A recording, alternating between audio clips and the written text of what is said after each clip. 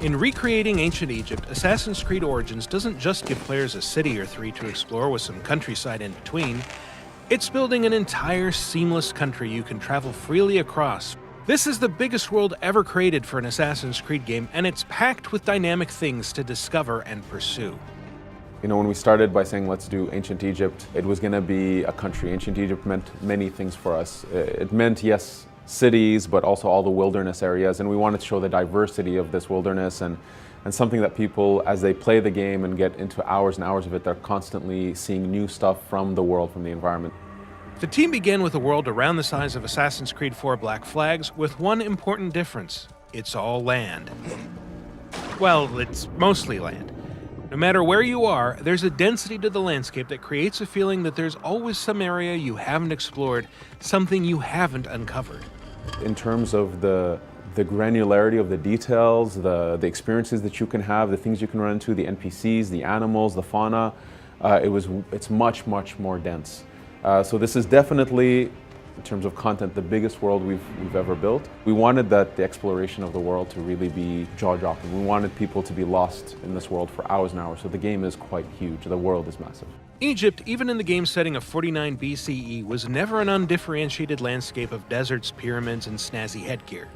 It was huge and cosmopolitan, a hub of trade, agriculture, and craftsmanship. From Alexandria to Memphis, Egypt was a place of geographical contrast and cultural diversity, and recreating the entire country as a single open world is one of Assassin's Creed Origins' greatest achievements.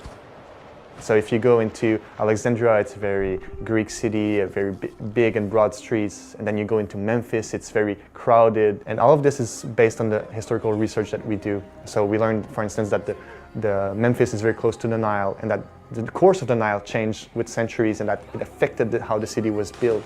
And so in return, that affects the way that we create that city, and that is what players will experience. A city filled with water, with caves, with surrounded by the Nile, with boats around. So very, very nice and rich city. So historical research is very important for us. Next to capturing the scale and detail of Egypt, the game's biggest task is to fill its vast spaces with interesting things to see and do. The Egypt of Assassin's Creed Origins is a dynamic place, one where you'll always be able to find wildlife to hunt, a secret to uncover, a bandit gang to raid, or a quest to pursue. In fact, you'll need to discover the game's quests on your own, and there are multiple ways to do it. A vital contact might direct you to someone who wants you to check on a friend in danger, for example, or you might just stumble onto that friend while exploring and get pulled into a new adventure. You can even leave a quest at any time, pursue other tasks, and then pick up again from where you left off. There's tombs and temples to explore, there's puzzles in the world, left by the ancient people. There's a lot of really cool activities to do in the world. There's a huge density there. Assassin's Creed Origins is set during the reign of Cleopatra, an extremely tumultuous and pivotal era for Egypt, and one that fits in well with the series' preference for periods of conflict, upheaval, and massive societal change. The game takes place during her ascension to the throne. During this time period, her father, Ptolemy XII, had passed away, and so he left the country into the hands of Cleopatra and her brother, Ptolemy XIII, who's the boy king. And right away there was conflict and strife and a civil war between the two, and Cleopatra gets exiled. And so we catch up to her in our context when she's exiled, and so she's on her way to reclaiming her throne. Pretty much everyone in Cleopatra's family has been assassinating each other's, so that creates this unique set that's tremendous to create a story and to go around all of this plot. Ptolemy XIII appears to have the full support of a masked secret society calling itself the Order of the Ancients, and since history tells us the Boy King's power grab was orchestrated mostly by his advisors, it's likely the masked men are behind the civil war itself. The Order of the Ancients are trying to control Ptolemy XIII. They believe that he's younger and weak and that they could manipulate him easily. However, they're a secret society, and they will always be in Bayek's path, and so you will have to make your way through that. In any case, Cleopatra would soon have a powerful ally of her own. And at this point, we have Caesar, who shows up at some point chasing after another Roman, Pompey. Pompey came to Egypt in order to be protected, thinking that they had an alliance.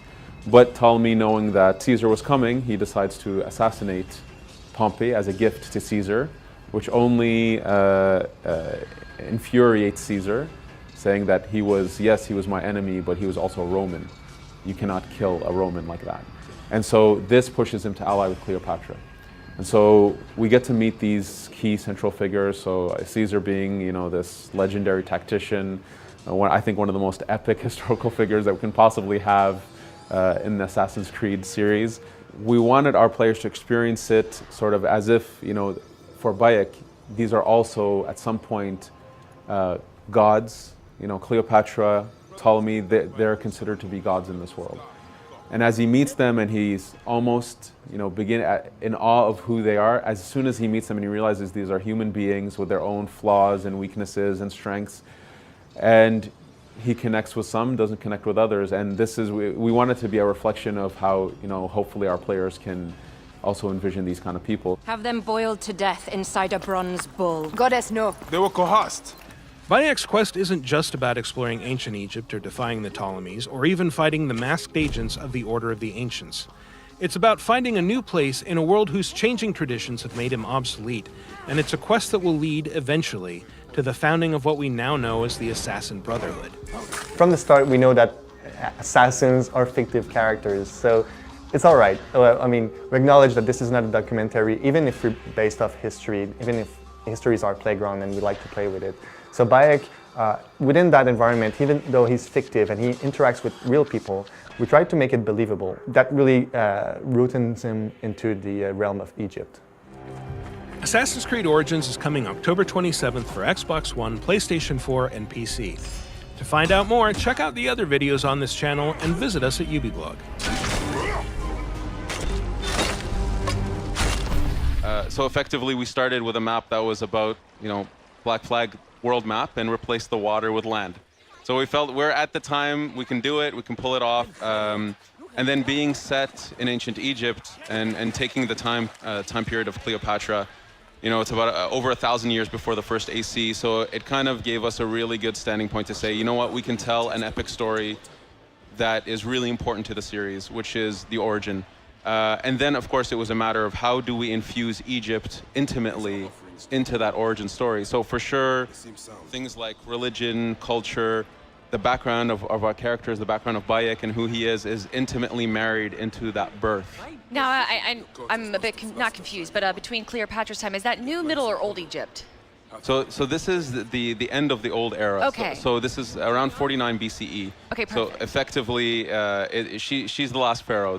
We felt that this was a time period where Egypt is very rich already with history and culture, so that even if Bayek, our protagonist, is roaming through the world, that he's still discovering his own country, because we want our players to discover it as well. But it also affords us to meet epic characters like Caesar and Cleopatra, to go through the end of the old era, the beginning of a new world.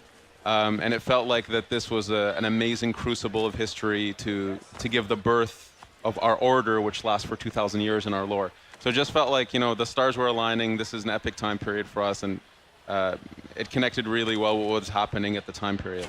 So tell me, the landscape, the environment, the feel, the passion, the emotion that you put into Cleopatra, as we saw in the trailer, looking at her subjects, you can see the love that was put into this game. I'm blown away. Thank you.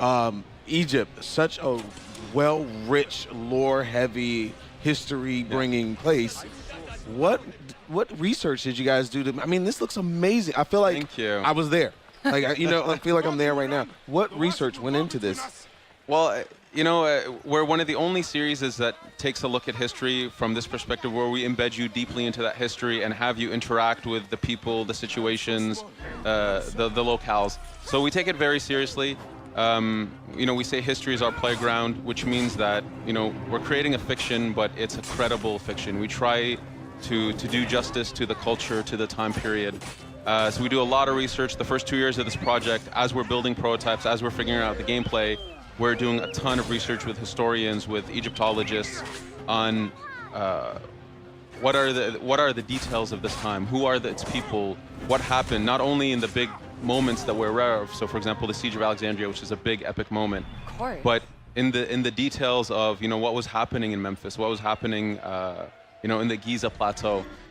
So we spent years researching. We have historians embedded in our team that are always there when we do, let's say, narrative reviews, discussions about locations, just to give us, making sure we understand the anecdote of history. So we take it very seriously. We feel a responsibility to do justice to the culture, the time period, the history of it. If in some strange way we're somehow educating people on history, on Egypt, without them even realizing it, that's wonderful for us. So definitely a ton of effort goes into the research and bringing this world to life. Beyond the setting, what else has changed in Origins between the gameplay and mechanics? Has anything been added? Oh, absolutely. When I say we wanted to refresh the experience at some point means the narrative structure, the gameplay, the way content is presented to our players. It's effectively everything. Yeah, the UI even, right? Exactly. It's the way the players reads the game and reacts to it.